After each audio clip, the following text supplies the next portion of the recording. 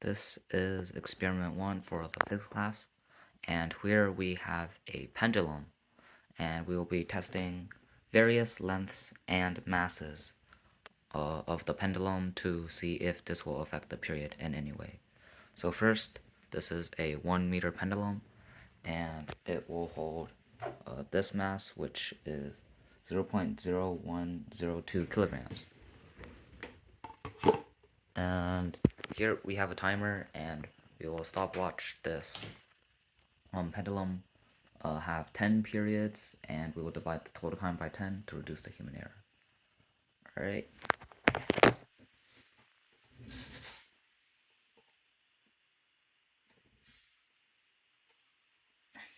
Alright, you can see the pendulum is going.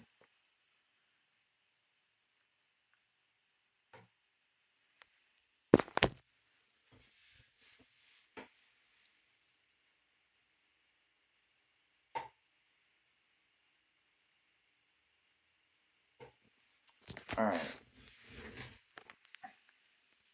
So it took the pendulum 20.85 seconds to go back and forth, and so each period would take 2.85 seconds. Alright, so 2.85 seconds, and we will test it with different weights. However, the formula does show that t, which is the period, is based on 2 pi square root of length over gravitational acceleration, meaning that the mass that the pendulum is holding does not actually affect it. However, I will test it with these masses using these weights to try and prove that this is true. Alright, yeah, so after recording those, we can see that for these weights it took 2.11 seconds and 2.07 seconds, which is not too far from the 2.085 seconds that it took the other weight to do. So it shows that mass does not have an effect on the pendulum period, but we will test it with different lengths. Alright, I have altered the pendulum, so now it has a total length of 0.75 meters, and we will be testing the period again with the 0.01 kilogram mass. So, alright.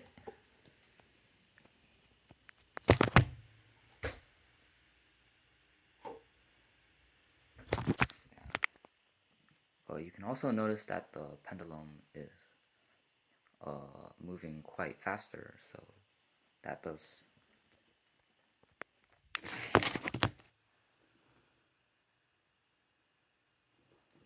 Alright, so it's been 10 periods, and total time was 17.6 seconds, so each period would take 1.76 seconds. This is noticeably faster than if the length of the pendulum was 1 meters, so we can say that length did have an effect on it. So it was 0.76 seconds, and we will still test it with different masses to prove that it was correct. Alright, so I tested it with the other masses, and the times were quite similar to the first test. So it was 1.88 seconds and 1.73 seconds. The difference is only because of human error. And now we have yet again altered the length of the pendulum is now exactly 0.5 meters.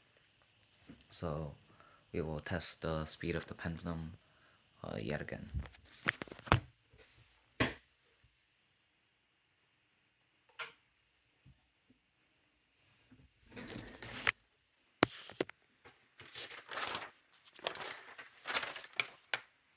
Alright, so I have tested the speed of the pendulum, and it is 14 seconds, 14.51 seconds in total, meaning each period was 1.451 seconds. And I will test it again with different weights. Alright, I have tested the speed of the pendulum with different weights, and this is the total time. As we can see, if the length of the pendulum is constant, any different mass will not change the period of the pendulum. However, the length of the pendulum does affect the period, as you can see. Alright, so I have plotted these points into a Desmos chart. So for length, the x-axis is the length, while the y-axis is the time period it takes. So for length, if it was 1 meter, the time would be somewhere over here. If it was 0.75 meters, the time would be somewhere over here. If it was from 0.5 meters, the time would be somewhere over here. And we can see this trend where it's the greater the length, the greater the period. And I have another one made for mass. Now for mass, all of the points are over here, and this is using 1 meters.